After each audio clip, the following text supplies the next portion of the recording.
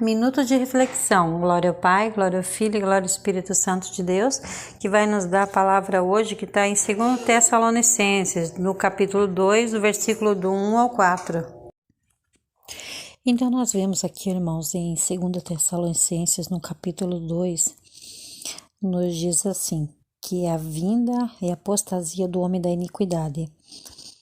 Então, a palavra nos diz assim: irmãos, no que diz a respeito à vinda do nosso Senhor Jesus Cristo e à nossa reunião com Ele, nós vos exortamos a que não vos demovais de vossa maneira de pensar com facilidade, nem vos perturbeis, nem por espírito, nem por palavra, nem por epístola, como se procedesse de que, supondo, tenha chegado o dia do Senhor. Então, aqui, Paulo nos dá um alerta sobre isso. Irmãos, que ninguém seja enganados sobre a vinda do nosso Senhor Jesus Cristo em glória. Que vocês não sejam enganados por qualquer palavra mentirosa, qualquer revelação mentirosa, dizendo que veio do Espírito e não veio, dizendo que a vinda do Senhor que procede de nós, que supondo que tenha chegado o dia do Senhor, que muitas, quando ele diz assim, não perturbeis por espírito nem por palavra. Espírito você pode entender que é uma revelação do Espírito, né? Que muitos dizem que o Senhor já está chegando, que já vai ter o arrebatamento, que já vai ser a vinda do Senhor. Então não é assim. Então Paulo está dando um alerta para nós. Não perturbeis os vossos corações, não deixe que ninguém vos engane, pensando que a vinda do Senhor já tenha chegado, como se estivesse já chegando. Então, no capítulo 3 diz assim, que ninguém de modo algum vos engane. Isso porque isso não acontecerá, né? Sem que primeiro venha apostasia e seja revelado o homem iníquo, o filho da perdição, o qual se levanta contra tudo que se chama Deus e objeto de culto, e se assenta no santuário de Deus, ostentando-se como se fosse o próprio Deus.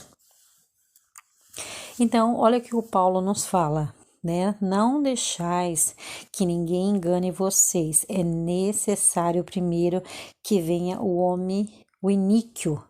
Quem que é esse iníquo? É o homem da perdição, que é o anticristo.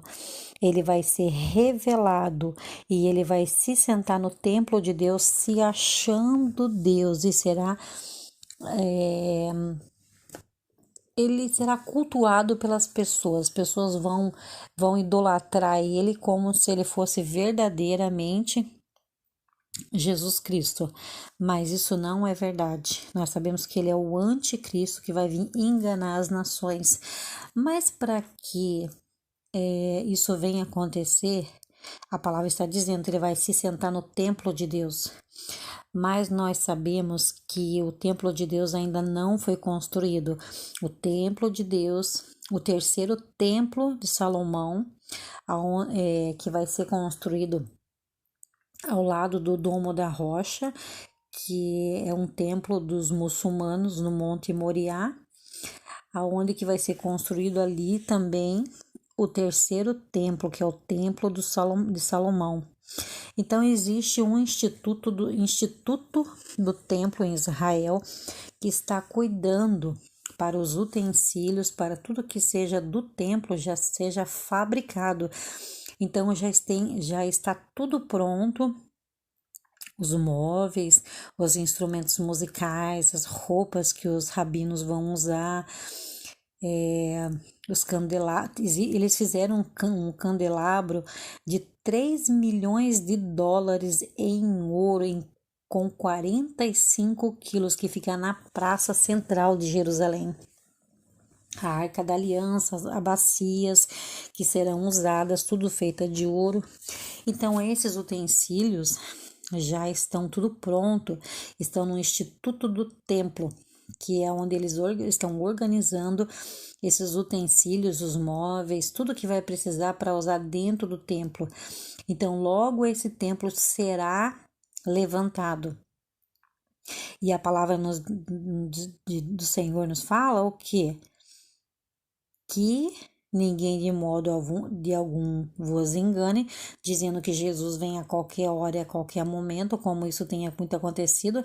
Muitas das vezes a gente vai nos cultos e o pregador diz que a qualquer hora, a qualquer momento a igreja vai ser arrebatada, mas como que ele pode afirmar isso, sendo que a palavra está afirmando outra coisa? A palavra está afirmando, é necessário que o homem da perdição se levante, né? Ele vai se levantar, e quando esse homem da perdição se levantar, ele vai se achar, ele vai se tentar no templo de Deus e vai se achar Deus, ele vai ter tanta autoridade aqui na terra que ele vai se achar Deus e muitos vão idolatrar ele. Então, irmãos, não vamos cair nessa história que muitos dizem que a igreja será arrebatada, que Jesus virá e que existe uma distinção entre a igreja de que haverá primeiro um arrebatamento e que depois Jesus vem em glória. Isso não é verdade, irmãos, isso não é verdade, porque em Mateus 29 nos diz assim: primeiro haverá uma tribulação. Nessa tribulação grande que virá, essa tribulação se chama Guerra do Armagedon, que vai acontecer. O sol vai escurecer, a lua não dará sua claridade, as estrelas vão cair do firmamento, como meteoros na terra. Então, quando isso começar a acontecer, aparecerá um sinal do Filho do Homem e todas as pessoas da terra verão.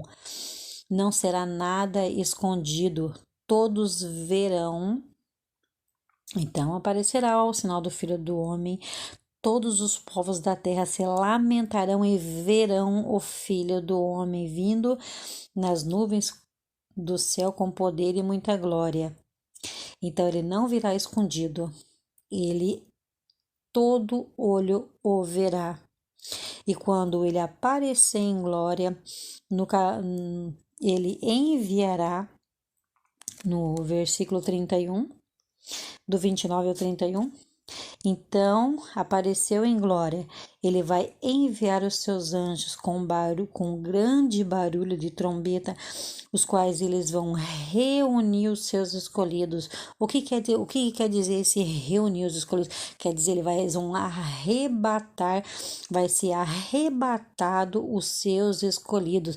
Primeiro os mortos que estão em Cristo Jesus, que estão descansando no descanso de Abraão, e depois os vivos, os que estiverem vivos para a vinda dele, que são os 144 mil que estarão vivos para a vinda de Jesus. Então, eles serão recolhidos dos 4 cantos da terra, de uma extremidade até outra extremidade. Então, irmãos, em momento nenhum que está dizendo, muito pelo contrário, a palavra fala o seguinte, fala que primeiro Jesus aparece em glória, todo olho verá, então enviará os seus anjos para arrebatar a igreja. E muitos pregadores dizem que o arrebatamento virá primeiro e que depois Jesus virá em glória. E a palavra está dizendo bem o contrário, que Jesus vem primeiro em glória, todo olho o verá e depois haverá o arrebatamento da igreja. Então, que não sejamos enganados, irmãos, mas para que isso antes venha acontecer, é necessário que o homem da perdição, o anticristo, se sente no templo de Deus, se achando Deus. Então, que Paulo nos deixa esse alerta. Então, quando você ouvir isso de um pregador, você não precisa também ir lá falar para ele, questionar ele da pregação dele. Simplesmente você já está sabendo o que está escrito na palavra de Deus.